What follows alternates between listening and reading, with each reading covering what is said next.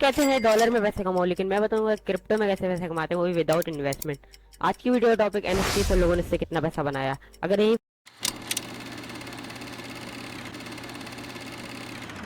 सबसे ज़रूरी बात जिसको ये नहीं पता कि एनएफटीज क्या होते हैं, तो वो मैंने पार्ट 1 में बिल्कुल आसान लफ्ज़ों में एक्सप्लेन करा है।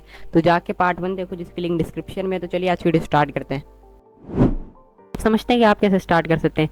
कोई भी म्यूज़िक, कोई भी पिक्चर, कोई भी वीडियो या कोई भी जिप को लेके कैप्चर करके आपको ब्लॉकचेन पे ले जाना है। ब्लॉकचेन क्या होती है? ब्लॉकचेन पे सारी चीज़ें ट्रांसपेरेंट बनी रहती हैं, पब्लिकली एक्सेस होता है, कि जिससे वो ट्रेस की जा सकती हैं कि जो भी आपने एनएफटी के या कोई आर्ट आपने बनाई है उसके डिस्क्रिप्शन लिखनी होती है। कि आप एग्जांपल के तौर पर मेरे पास कोई भी पिक्चर है तो मैं इसको एक्सप्लेन करूँगा किसके बैकग्राउंड में ये है, किसके अंदर ये है, तो वही डिस्क्रिप्शन में लिख के, तो उससे क्या बनेगा, एक हैश बन जाएगी जिसपे उस पर मैंशन हुआ होगा कि इसका ऑनर ये है और इसके पास ये राइट्स हैं। तो उससे क्या होगा, फिर मैं किसी भी एनएफटी सेलिंग वेबसाइट पे जाके उसको लिस्ट कर दूंगा। फिर कोई भी बायर उसको आके देखेगा, उसको पसंद करेगा तो उस पर बिट लगाएगा। अगर मैंने इस पर $2 मिलियन की बिट लगाई हुई है और इसको लेनी होगी तो वो $2 मिलियन की बिट लगाएगा। लेकिन उसके बाद दूसरे बायर आएंगे, वो कहेंगे कि नहीं, हम इसको $3 मिलियन में लेंगे।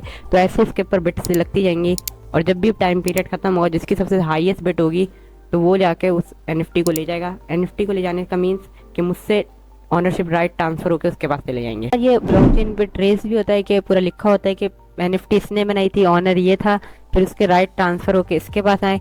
और अगर वो बेचना चाहेगा तो वो भी ट्रेसेबल होगा कि ऑनर ये था, एनएफटी इसने बनाई थी, फिर उसने इसको बेची, फिर उसने आगे बेची, आगे वाले ने आगे बेची, फिर वो यहाँ पे आई। तो क्या होगा, उसकी पूरी यहाँ पे लिस्ट बन जाएगी ब्लॉकचेन के ऊपर। तो ये क्या होगा, ये होगा ट्रेसेबल होगा। तो इसको जो समझा जा रहा है वो इन्हीं चीज़ों में समझा जा रहा है, म्यूज़िक वगैरह में।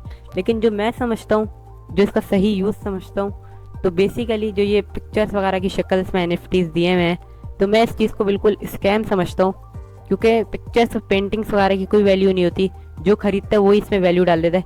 जैसे पेंटिंग्स, लोगों को पेंटिंग की समझ भी नहीं आती और वो कुछ लोग कहते हैं कि क्या ये फजूल चीज़ें बनाई हुई हैं। और कुछ अमीर लोग होते हैं, इनसे ज़्यादा नहीं लेकिन होते हैं, तो वो क्या करते हैं, उसकी कदर भी करते हैं और उसको खरीद लेते हैं महंगे दामों में।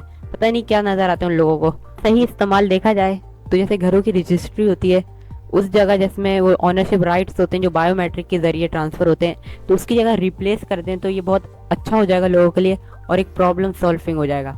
जैसे किसी ने एनएफटी बनाई, उसके अंदर अपने घर की डिटेल्स डाल दी एनएफटी के अंदर कि घर में कितने कमरे हैं, कितने मंजिल का है, और एक कॉन्ट्रैक्ट बनाया, उसके अंदर अपनी डिटेल्स डालनी के ऑनर का नाम क्या है, ऑनर है कौन। तो इससे क्या होगा, एक एनएफटी क्रिएट हो जाएगी। तो और उसकी जो डेटा होगा वो पब्लिकली अवेलेबल होगा। तो उससे जब भी वो घर सेल होगा तो ये होगा, पता चलेगा कि ये ऑनर था, ऑनरशिप राइट अब इसके पास आ गए। फिर वो आगे जब बेचेगा आगे वाला, तो आगे वाले ने आगे वाले को बेची। तो इसी तरह चलते चलते एक पूरी हिस्ट्री बन जाएगी। हिस्ट्री होगी वो ट्रेसेबल भी होगी, जिससे लोगों को आसानी होगी समझने में कि बंदा रियल है। क्योंकि ये फेक फाइल वाले स्कैम है, उससे भी लोग बच पाएंगे। तो एक बड़ी प्रॉब्लम सॉल्व हो सकती है। उम्मीद है आप लोगों को जितना भी मैंने वीडियो में बताया सब कुछ समझ में आ गया होगा। मिलते हैं अगली वीडियो में। गुड लक, टेक केयर, अल्लाह हाफिज़।